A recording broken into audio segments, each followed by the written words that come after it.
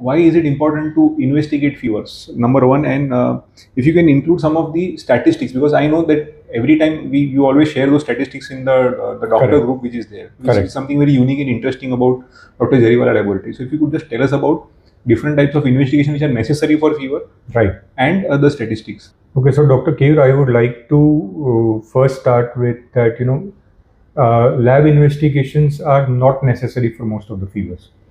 Okay. There is a misconception that, if you get a fever, you rush and immediately you start getting testing and, panic around, and that should not happen. We should always look at how the fever is presenting, first and foremost.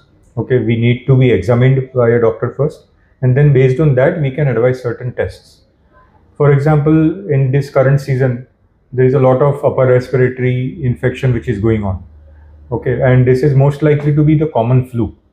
Now, this type of infection doesn't really need to be investigated, right?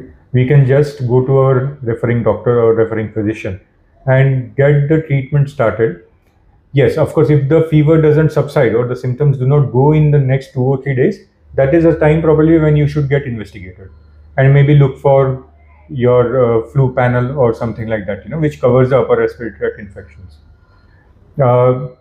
However, the scenario will be different in the monsoon months when there is a lot of other illnesses going on, like dengue, chikungunya, malaria, leptospira, all these things. So in those months, okay, if you're getting high fever, you're getting chills, okay, it is always advisable to start with the investigations immediately so that we are able to get a proper diagnosis and then start with the subsequent treatment.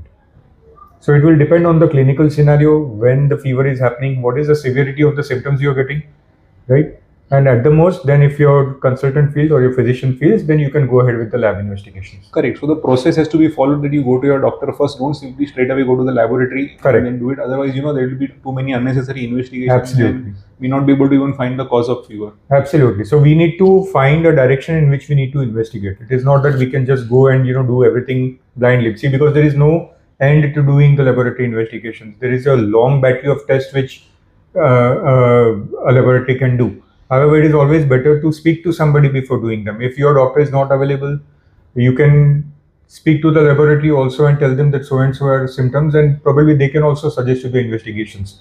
Right. And then go ahead with it rather than just going and doing a battery of tests unnecessarily.